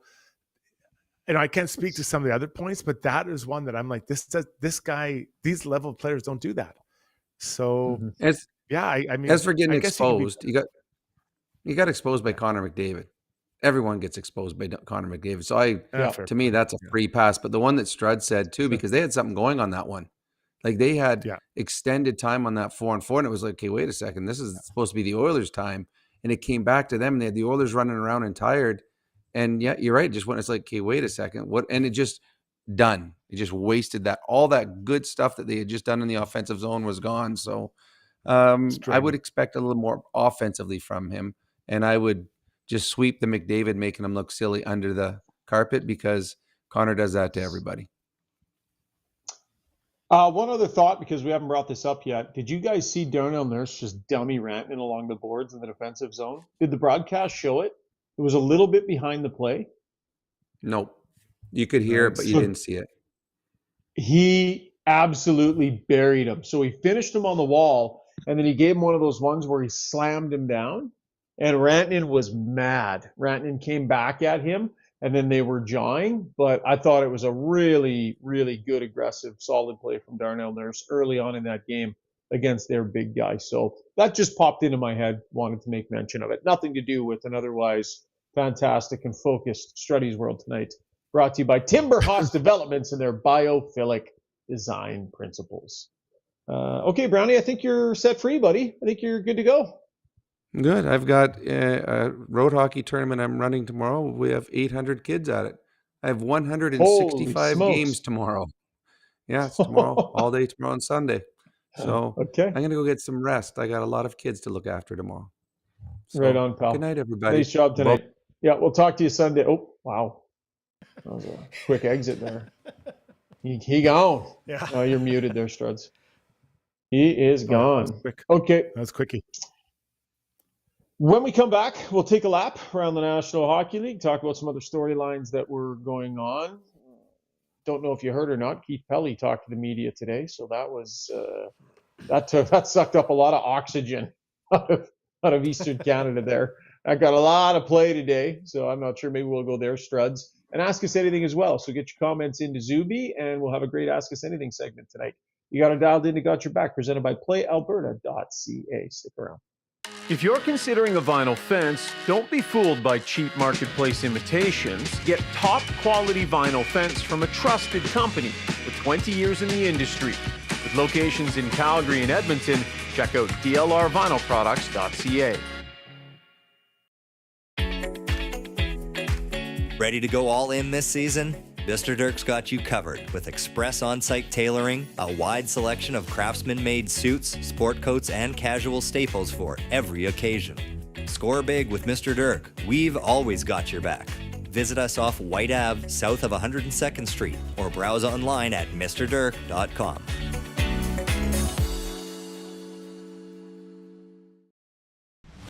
For over 60 years, Belvedere Golf and Country Club has delivered a high-quality membership experience to Edmonton and area. And now it's even better. Drainage and irrigation improvements in 2024 have taken course conditions to a new level. This commitment to long-term sustainability means exceptional playing conditions all season long. Belvedere's tee sheet availability is unmatched, so join now and experience golf the way it was meant to be played, on your schedule. Visit BelvedereGCC.com today. No question. Okay. Bigger bite for tree living. Man, the chat is absolutely on fire with Rupe Hintz thoughts and suggestions and things that might be wrong with them. We could literally just spend the rest of the show reading the rest of these ones. Zuby, any of them standing out to you? Quaddy says they've started a GoFundMe for a new Hintz leg. Neil Garrity said he thinks there was a second slasher on the grassy knoll that hit Hintz. Joe Tremblay says Hintz family on hold with the life insurance broker.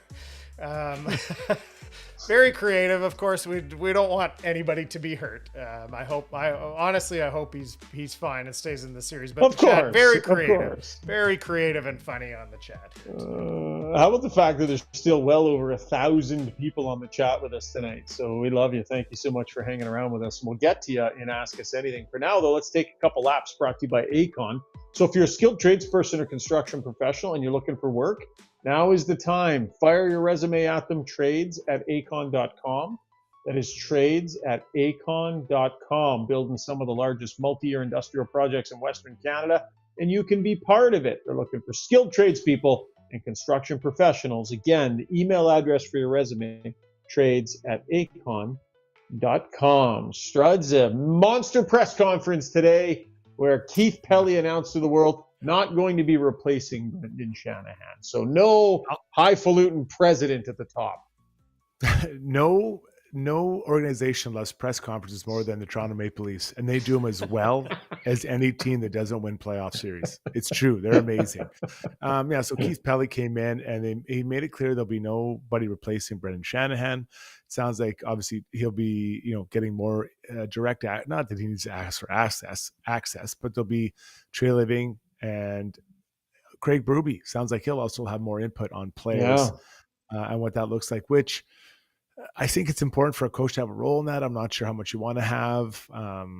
It always gets a little bit of gray area. But anyways, Brendan Shanahan is still, he is moving on. They thanked him for his time. He thanked everyone for his time or for giving him a chance, 11 years. But at the end of the day, they didn't win. Is it better off than when he arrived? For sure. But I think without the championship, it's pretty hard to, even he said it wasn't the success he'd hoped for. Yeah, when you have somebody of the experience level of Brad Treliving as well, I don't really know that you need that extra layer. So the interesting part is Berube having a bigger say, though. I think we saw Torts, had a pretty big say in his time in Philadelphia. We've seen coaches that end up in those situations. I don't know if that always. You think that works, Struds? Coaches are going to lobby for people they want, but actually being able to pull the trigger and have a say. Yeah. I've never been around that. I've never been a part of that, so it's hard for me to really comment. Does it work? Does it not work? I think that the coach has a really good sense of what they need and maybe the type of player they need. Even more so than the GM. Now the GM would know probably more about who he can get and stuff like that. The other little ditty from this Leaf conference, or that they seem to be understood in some of the reports I read, is that they're going to try to just shave a few people off this management layers of the Leafs, which is interesting because Shannon kind of built it up. So we'll see what happens there. I'm sure that won't be done overnight, but we'll see what happens. The Islanders have Matthew Darche as their new general manager. So congratulations to him. First time. He's been a GM.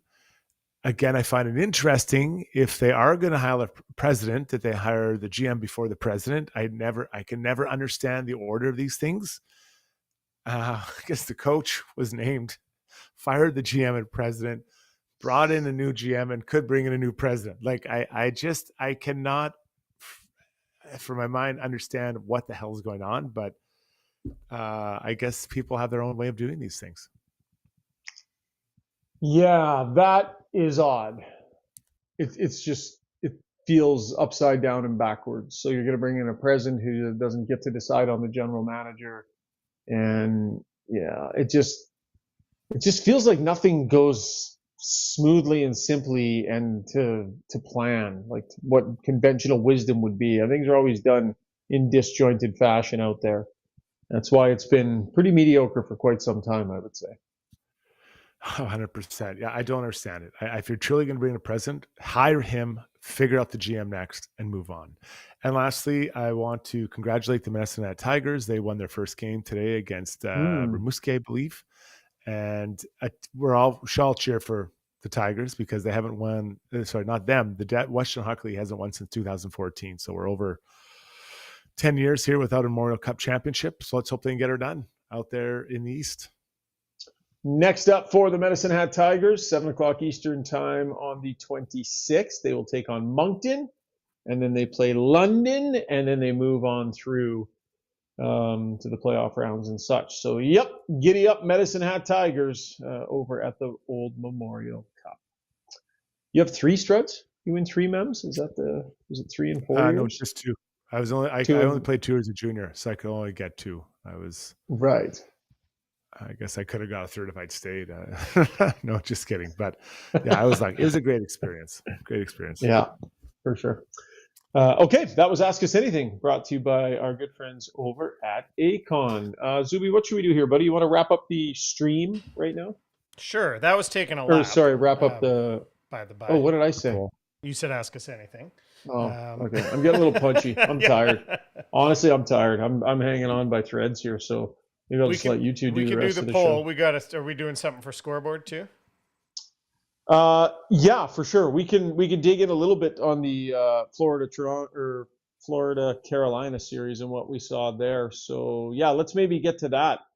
Struddy, we'll get to our scoreboard. They're of course going to be in action tomorrow night. Watched the game last night, sitting in a restaurant with no sound. And boy, all you needed to look at was the look on Rod Brindamore's face on the broadcast, and you knew how things were going. Scoreboard's brought to you by Canadian Club. The all-new CC Classic 18-year-old high proof comes in at 58%, their highest proof Canadian Club Classic to date. A full-bodied whiskey with aromas of caramel, toffee, spicy vanilla, and rich oak with a butterscotch finish. They scored so fast in that game, Struds. And the look on Rod Brindamore's face after it happened, and then again after the next goal, he looked exasperated on that bench. Yeah, and those are really good points. I think that thing that blows me away the most, though, is if I remember correctly, they had 7 shots after 2 periods, or maybe 10 that's shots. not Canes hockey. And that's my point. Like, they get pucks to the net, they crash the net, they're not even getting shots.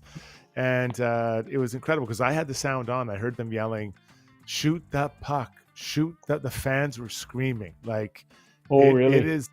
Oh yeah, it's a mess. It's a real mess right now there. And I'm sorry for all the Canes fans that are listening. I don't see any way they get back into that series. It is. You don't think so, hey? So close. we see 2-0 in series. I mean, the Oilers saw it earlier this year. We see it all the time in teams. It's not insurmountable. But there's nothing in the games that lead you to believe Carolina is going to be able to meaningfully push back and take a bite out of this team. Okay, let's go. They're out shooting? No. They're out hitting? No. Getting better goaltending? No. They have better scorers? No. Like, I don't know where you go. Like, at least you got to look for a toehold somewhere, right? I don't see it. Like, last game, the Oilers outplayed the Dallas Stars for 2 periods of 3. I would have felt comfortable betting that they were going to win tonight's game. Would you have bet money after watching last night's game that the Canes can win Game 3 in Florida? Based on what? Just like an instinct? Hope? I hope my hair grows back, but I'm not betting on it. So I hope I'm wrong for those Canes fans, but buddy, they're so small up front. They're so small up front, hey? Yeah, and I mean, they're based on relentless pursuit of the puck and getting there, and I get it, but you're not even getting shots, which is your bread and butter. It's your bread and butter. You're not getting shots. I don't know what to tell you. Yep. Game 3 of that series set to go tomorrow. See if the Canes can... Oiler fans will be watching that with interest, because if the Oilers do manage to get through to the Stanley Cup final, the last thing they need is for the Florida Panthers to get some rest in the 3rd round. Like, during their series, get some rest against the Carolina Hurricanes. So we'll see if they can make it a little bit tougher on the Florida Panthers moving forward. Okay, Zuby, hop in. Let's wrap up the poll. Then let's get to Ask Us Anything, my friend. Yes, let's. The poll question tonight was, when Ekholm is ready to go, who would you take out? The stream wants to go 11-7. They got 40% saying take a forward out and go 11-7. 37% saying Troy Stecher. 14% saying Klingberg, and 6% saying one of the other 4D. So even that a higher number probably than one would expect, certainly on the likelihood scale. But that, as somebody said, I voted Klingberg voting with my heart, and I've responded back and I said, that's what the poll is. You get to vote with your heart. It's not what you think they'll do. It's what you would do. And that's what it's there for. I will ask you, Struds, weigh in with your head though. His first game back, could you not see them going 11-7 just in case? I don't think they want to disrupt the flow of the forward. So this is clear. Stetcher out, Ekholm in. That's what his job is. He's a 6'7" defenseman. He's out. You're upgrading with Ekholm. To me, it's not even a question, guys. Easiest question poll of the year. Okay. Let's get to Ask Us Anything. Such a great number on the stream. We appreciate everybody's contributions. Funny group tonight. I had trouble staying focused on the show because I was laughing so much reading the live stream and all the comments. Me if too. You've never joined us live. You too, Struddy? Me too. It's so funny. And it's still going. It's like hasn't subsided at all. If you haven't joined us live before, if you're listening in podcast form, see if you can catch us live after a game, because that's when all the comments come in real time on our chat. And we got a great group, a lot of similar names, but some new ones as well. I'm noticing some new ones in the stream every night contributing. So really appreciate everybody's contributions. Ask Us Anything brought to you by Mortgages by Maria. Bank of Canada, right? The rates always seem to be coming down. So it's a great time to talk to an experienced mortgage specialist.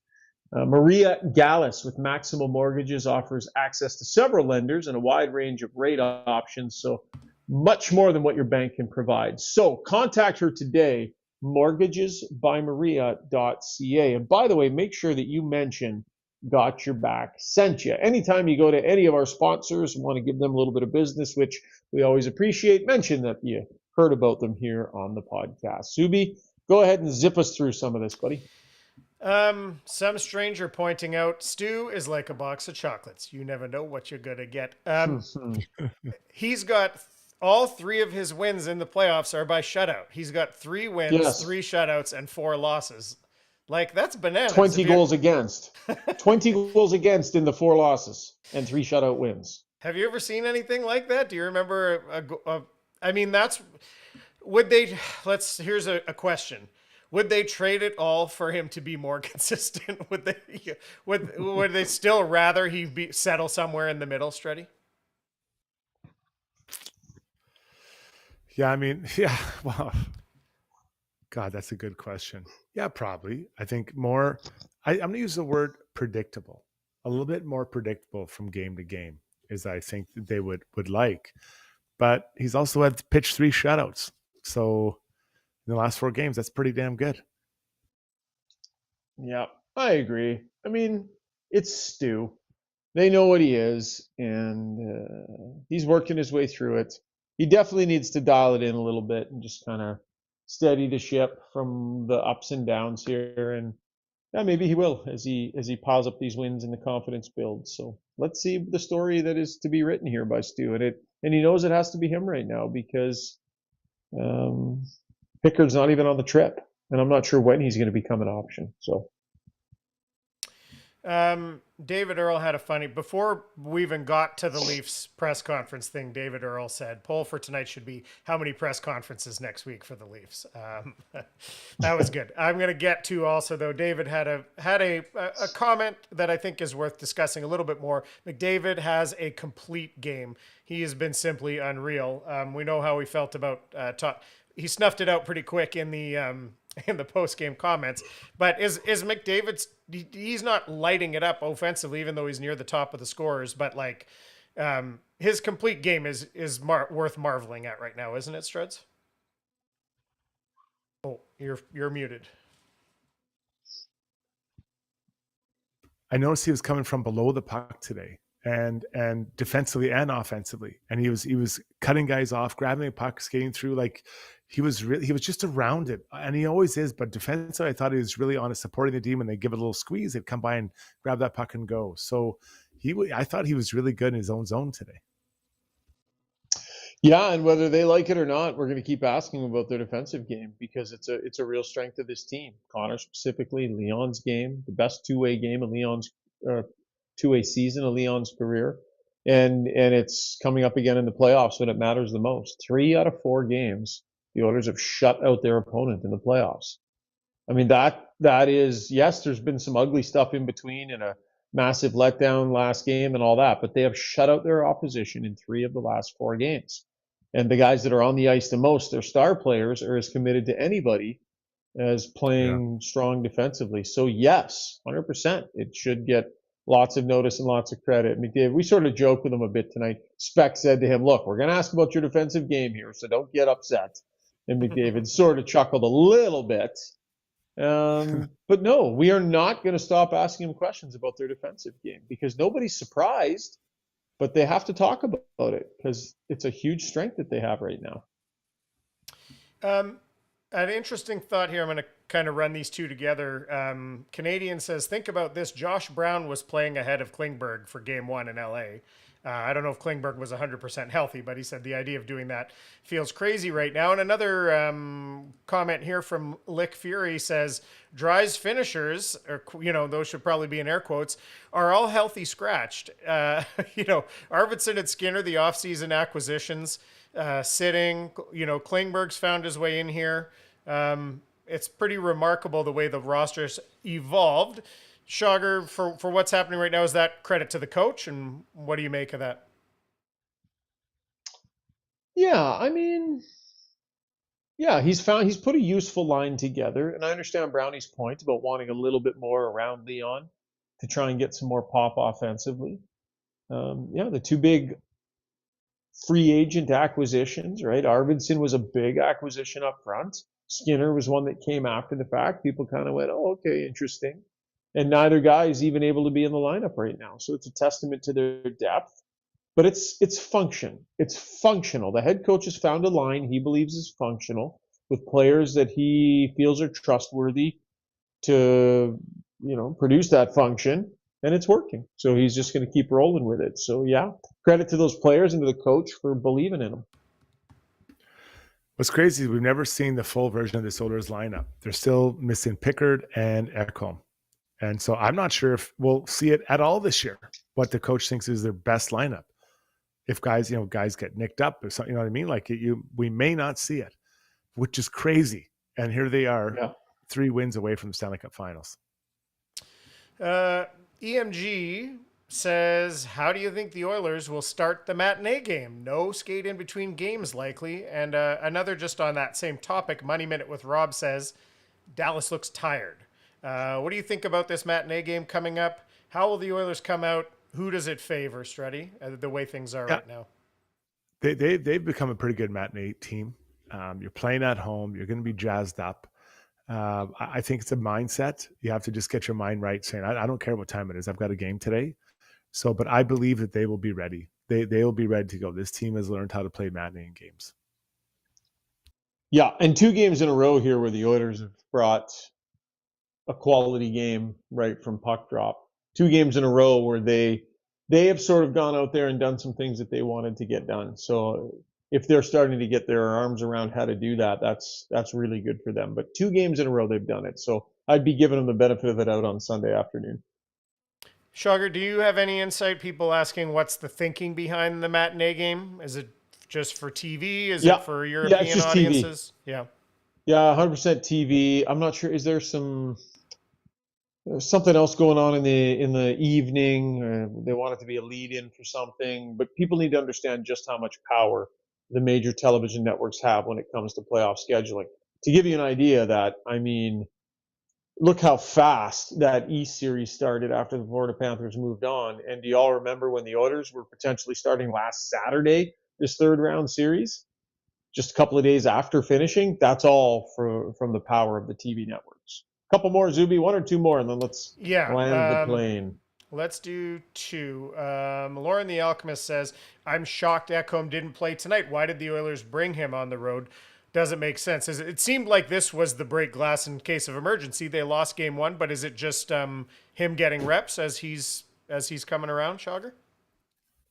100%. Yeah, and Strudge, you can speak to this. There comes a certain point where players graduate from being skating on their own to now they actually need to get into drills and have NHL players around them and get passes snapped on their stick from other NHL players and shoot on NHL goalies. And so as Matthias Ekholm draws closer, Struds, he needs to be out there with NHL players. Yeah, and coaches, the training staff, they're all there, right? They're not back in Edmonton, so they're bringing them. And this tells me they're close. He's close if he's practicing with the team. Well, he's advocating, Struds. Like I watched them this morning at morning skate. Yeah, and they skated around the two of them together for probably 2 or 3 minutes, skating and chatting. And then I was grilling Knobloch about it, asking if he was campaigning to get in. And he said, "No, we're just talking about the kids. How's the family kind of stuff." Yeah. It looked like more than that. Yeah, I think that this next game could have a huge impact on what happens. Like if they win, I don't think he plays game 4. Now, if they lose, doesn't mean he's playing game 4 either. But I think they want to make sure that it's okay. The only way he plays game 5 is if it's 2-2, in my opinion. If it's 3-1, I don't think they play him. Well said. 3-1 for the Oilers, I mean. I guess I should say if they're down 3-1 as well. Okay, we'll finish with Northern Farm Girl, and everyone on the stream can chime in on this too. And this is I love some non-hockey stuff too as well. So Northern Farm Girl said, "What's your favorite type of chips?" She says hers are dill pickle lays every time I break open a brand new bag. The Oilers win, so it's getting expensive. So you got to keep it going. Of course, Northern Farm Girl. Make sure you go stock up on those. But Struddy, do we know yours, or we just know one type that you happen to think is its own flavor? Yeah, I still can't believe that. But I would say Miss Vicky's salt and vinegar. Yeah, that's a really quality pick. Like so if you do a Subway stop, I enjoy a Miss Vicky's with a Subway sandwich. I would say that I'm definitely there. Not my favorite type though. I think when all is said and done, a well-dusted ketchup chip for me is still the one. My one true love in the chip world would be, and that dates way back to me being a kid. Get down to the bottom of the bag and the dust's all over your fingers and just emptying it into just ketchup chips. You know what? This is going to happen. I'm going downstairs to get a bag of ketchup chips because they have I need a snack. I'm starving. They have them there. Have them there in Dallas. They do. Amazing. Yeah, they have them downstairs in the little lobby store they got. I'm with Struddy on the brand. I like the Miss Vicky's jalapeno. I like a little. I like a little spice in there, and great stuff on the stream. Paul Wood says ketchup. Allison Miller, Old Dutch ketchup. Gomez likes ketchup too. Penner's Pancakes likes the Ridgie's ketchup. Earthman says Miss Vicky's salt and vinegar. Jack McKenna, dill pickle and classic.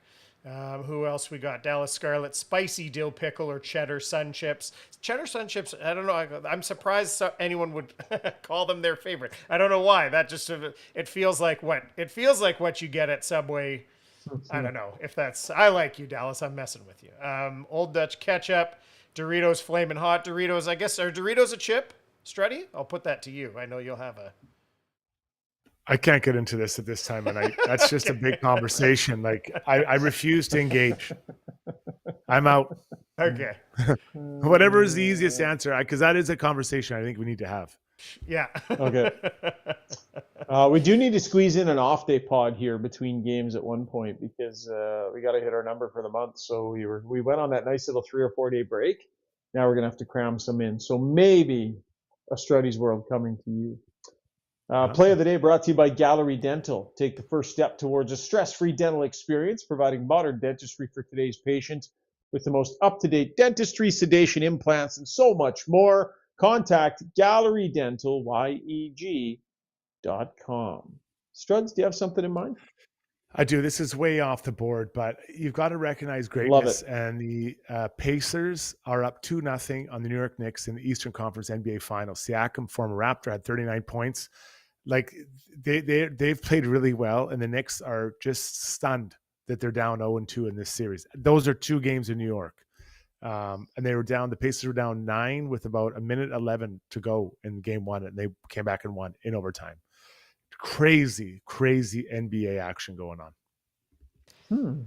That's what's his name, Miller? That's like a repeat of that. Yeah, he did 9 points like by himself in a minute or something in that That was in the finals too, but I believe. Yeah. So Pacers are up 2-0 in the NBA Eastern Conference. All right. That is our play of the day, brought to you by Gallery Dental. Quaddy says Hintz is on a hunger strike until Nurse gets suspended. Okay, Quaddy. Let's not get ridiculous. That'll wrap the show, guys. Nice work tonight, Struds. Nice to chat with you from Nashville, my friend. When are you actually home? I think Tuesday. We fly home Tuesday. Oh, okay. So a couple more days. Nice. Right on. Good stuff. Zuby, great job tonight, buddy. Thank you. My pleasure. Fun show, guys. Yeah, really fun. Thanks to all of you for sticking with us. Well over 1,000 here still on the stream at whatever time it is, with 11:45 Edmonton time, 12:45 where I am, and it was a great show. So thank you so much, and we look forward to talking about whatever is set to happen on Sunday back home in game number 3. I'm probably going to have a chat with Chris Knobloch tomorrow, potentially a one-on-one interview with him. So make sure you check out tsn.ca and all the TSN socials. I'll be filing some content tomorrow for the network before hitting the friendly skies and flying home tomorrow night. So can't wait to get home, but check out that content on tsn.ca, and we'll chat in a few days. See you, everybody.